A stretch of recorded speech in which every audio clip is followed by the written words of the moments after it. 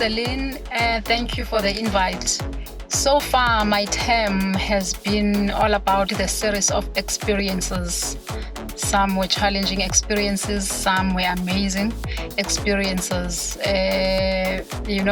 Lots of traveling, lots of meetings, and lots of groundwork to be done here at home.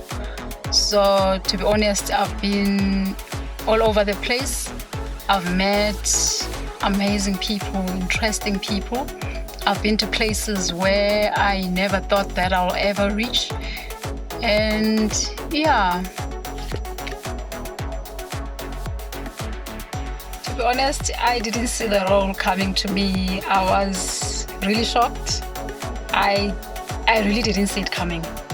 It was a serious shock for me, but when it came, I took it with both hands and I told myself that, you know what, I'm gonna run with it. That was it. The first few months were the busiest months of my life ever. It was really hectic. As I stepped in, immediately I had to travel to Chinese Taipei for site viewing because Taiwan was hosting the 2018 Esports World Championships. So I immediately traveled there, and while I was traveling there, here back home, there had to be trials that were happening to select the team that was going to participate on those World Championships.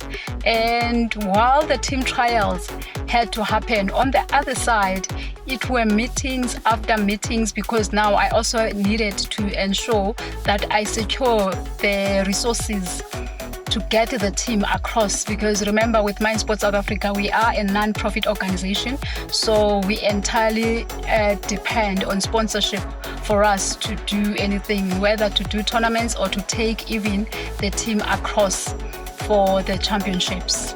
So that's where now the leadership skills had to come in, because I had to, delegate some of the work. My Secretary General, which is Colin Webster, and the Vice President, Johan, those guys, they came through and they helped a lot together with the board members. So it became a team work and we all pulled through and things happened.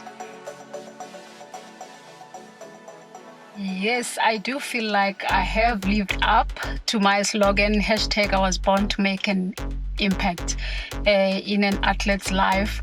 One of the highlights that I can refer to during those World Championships in 2018, out of over 50 countries that were there, Mind Sports South Africa was the only country that had female representatives. It's not that Mind Sports South Africa was the only country that had female representative. One of our females was the flag bearer during the opening ceremony. So to me, that alone was, the best highlight.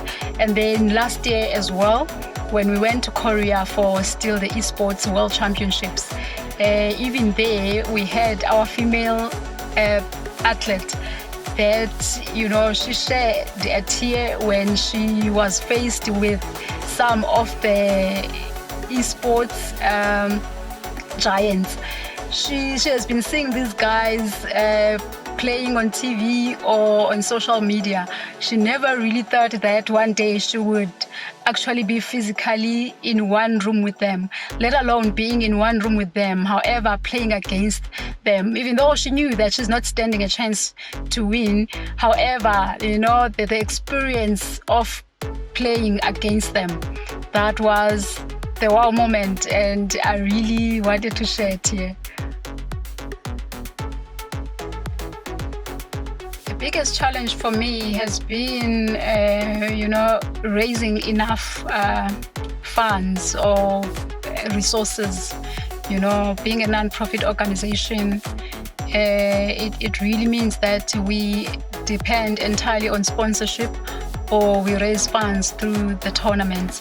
So funding has always been the major issue, and it does, of course, affect lots of things. For example, we don't really get to have enough training for the team before it goes to participate to the World Championships, because obviously we don't have enough resources. The resources that we'll have during that time will be the resources to ensure that at least the team does go and participate. So that has been the greatest challenge for me, other than anything else. The most rewarding part of my job is seeing the smile of the athletes when they leave the country to represent South Africa abroad. You know, the pride of having to represent their country abroad. You can tell that it is actually a dream come true. And also having to travel in different countries to see how other people live and to meet, different people that I never thought that I'll ever meet in my life. That's really humbling. And as well, being part of the board meetings whereby there's over 50 men and you just only 2 ladies, that attention that you get, it's quite amazing as well. I feel really blessed. And also, above everything else, to have an opportunity of knowing the esports versus the traditional sports and being one of the people who is able to promote the esports. So for me, that's another hoo-ha moment. Yeah.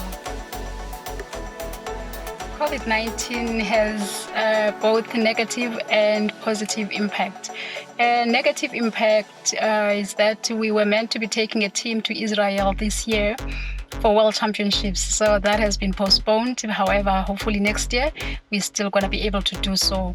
And also our live events, the stage events, whereby we get to raise some funds, we had to convert those into the online tournaments, because now obviously we can't have the public gatherings. And then positively, I think My Sports South Africa and esports we're going to gain a lot of spectators.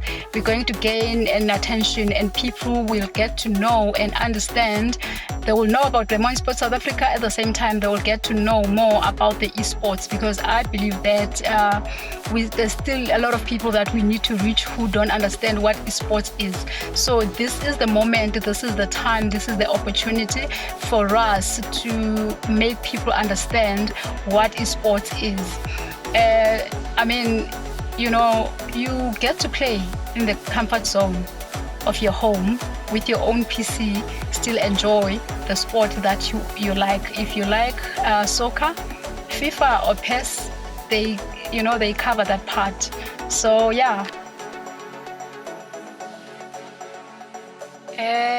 I'm taking advantage of the media platforms that are there. We've been doing webinar meetings, workshops, and also we've been advertising our online matches, tournaments. We've been making sure that they go live, more special on Facebook and Instagram. So we're keeping in touch with our athletes, with the stakeholders, and we keep the ball rolling. There's no time, we don't stop.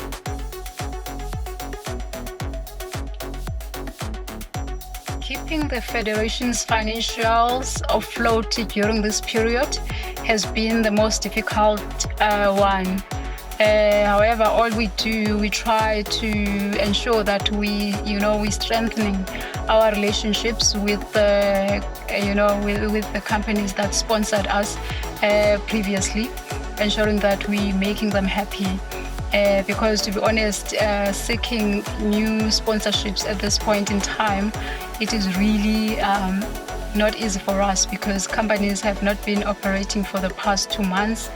So it's hard for everyone. This is the time whereby people are losing jobs and so on, because obviously companies are trying to save money, are trying to survive. So it's really, really, really, really challenging. But I'm a woman of faith, so I believe that as long as we keep doing what we do best, we keep ensuring that the tournaments are happening, we're keeping our spectators,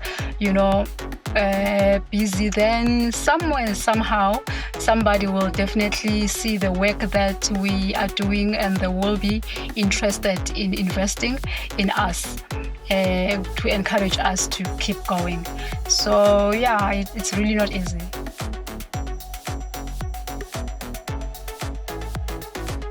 The focus is getting to the grassroots, where I really want to introduce esports there, and build clubs in those areas outside outside Joburg. KZN, Eastern Cape, Mpumalanga, Limpopo, Cape Town. So, and also outside South Africa, by the African countries, Nigeria, Zambia, Zimbabwe, Gambia, Uganda, all these African countries, we're looking at ensuring that at least we do have a running African federation. So that's the plan at the moment.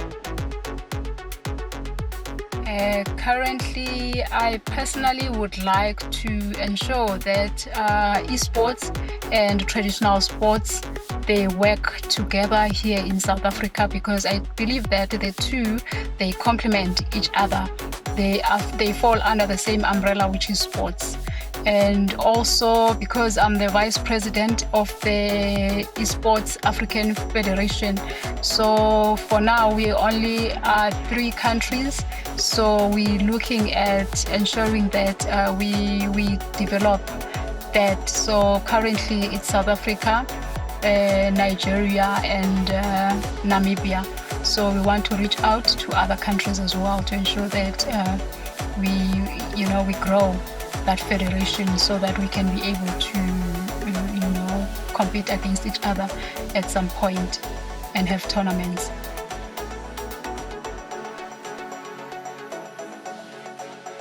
To other women, I would like to say, remain positive, remain yourself, and keep putting the effort that you are putting. Do not stop. It doesn't mean because somebody does not recognize your efforts, then you must stop. No, you keep doing your best, keep giving your best. That will be the only time when someone will notice you and put you to the place where you would like to be. I think that's what happened with me too, that I gave my heart to everything that I did. That's the person I am. I believe that I can't do things halfway. I wanted to give my heart to everything that I do. And I think because of that, somebody noticed me and think that, I actually do deserve this opportunity. And to be honest, I am grateful. So I believe that a winner is just a loser who tried one more time. So as long as you don't get discouraged, you keep going. And to be honest, the female is future. So there are lots of doors that are opening for our female during this time. So just keep doing what you're doing and you will be elevated.